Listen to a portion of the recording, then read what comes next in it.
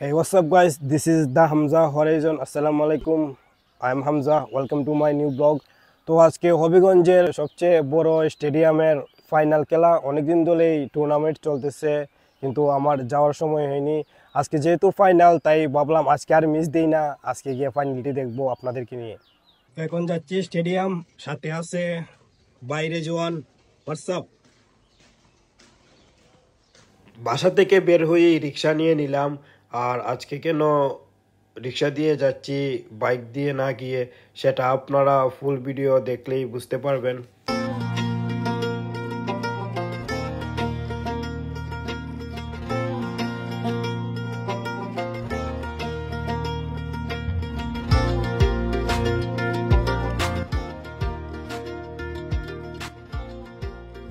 ভাই, এত মানুষ ভাবতেই পারি না এত মানুষ হবে। ভাই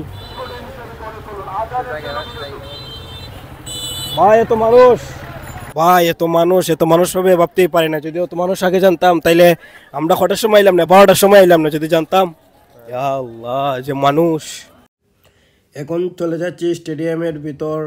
আর ব্লগের শুরুতেই বলেছিলাম যে বাইক নিয়ে আসিনি, আর এখন হয়তো নিশ্চয়ই বুঝতে পারতেছেন যে কেন আমি বাইক নিয়ে এসেছি। কারণ এখানে হাজার হাজার মানুষ, প্রায় 1 লাখের কাছাকাছি মানুষ হয়েছিল আজ। আর মূলত এজন্যই আমি বাইক আনি নাই, কারণ যেখানে মানুষেরই জায়গা হচ্ছে না সেখানে আমি বাইক কিভাবে রাখবো। আর বাইক চুরি হওয়ারও একটা বড় রিস্ক থাকে এইসব ভিড় জায়গাগুলোতে।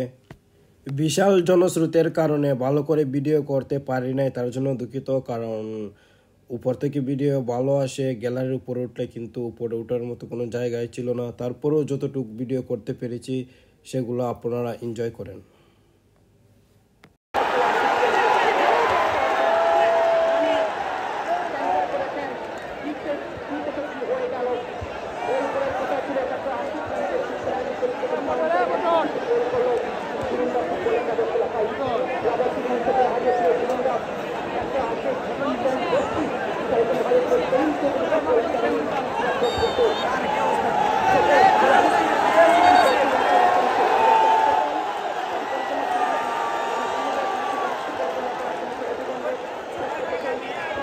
ভাই ভিডিও করতাম কেন, যে অবস্থা মাঠের, যে অবস্থা মানুষের, যে ক্রেজ, ভিডিও করবার কোনো উপায়ই নেই। ওই ভাই,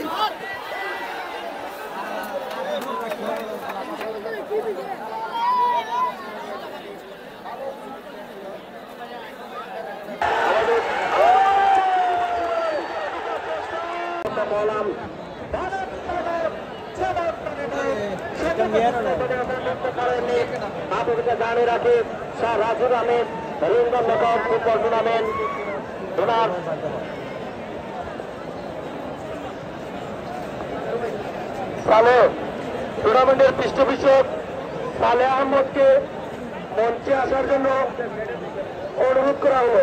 আমাদের যে সময় ম্যাচটি শেষ হয় তখন ভালো করে ভিডিও করতে পারে নাই, কারণ সবাই ছুটাছুটি করছিল, যে যার মতো উল্লাস করছিল। তাই একটা রিস্ক থাকে মোবাইল যদি পড়ে যায়, এজন্য ভিডিও করতে পারি নাই। বাকি ভিডিওটুকু দেখেন।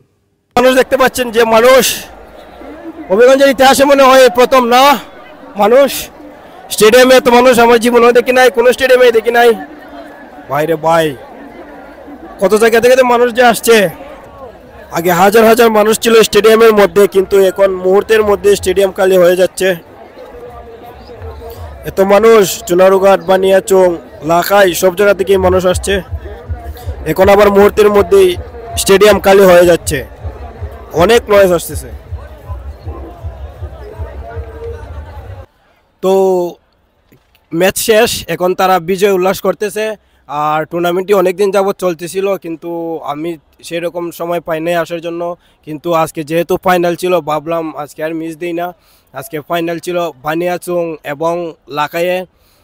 কিন্তু দুঃখের বিষয় হলো আমাদের বানিয়াচং হেরে যায় 0-1 গোলে।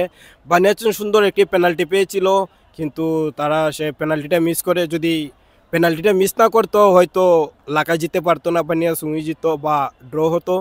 কিন্তু লাখাই জিতে যায় আনফরচুনেটলি, এবং তারা এখন বিজয় উল্লাস করতেছে।